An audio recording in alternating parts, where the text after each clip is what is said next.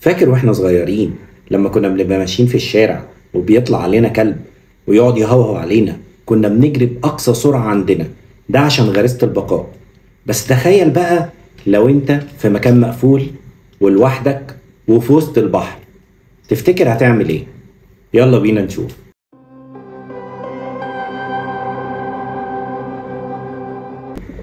الفيلم اللي انا عايز اكلمكم عنه النهارده هو فيلم نو وير. الفيلم من انتاج اسباني.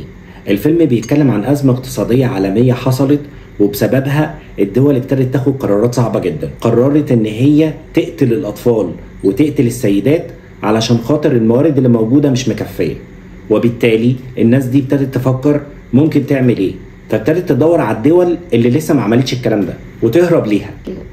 والطريقه اللي بيهربوا بيها هي ان هم بيهربوا في كونتينر بضايع.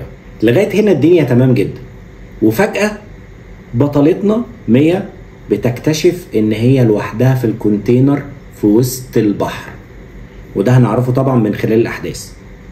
تخيلوا يعني ايه لوحدها في الكونتينر وحامل في وسط البحر؟ هتاكل ازاي؟ هتاكل ايه؟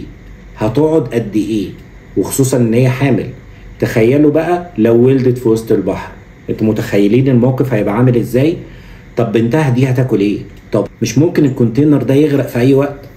طب مش ممكن كمان يبقى فيه اسماك قرش واسماك متوحشة موجودة؟ انتوا متخيلين كم المعاناة اللي عاشتها بطلة الفيلم علشان خاطر تنقذ حياتها هي وبنتها قد ايه؟ انا مش محتاج اتكلم عن الفيلم. الفيلم هيخليك قاعد متوتر ومشدود اعصابك طول فترة الفيلم. واحب بقى اتكلم عن اداء بطلة الفيلم. بجد اداء فوق الخيال.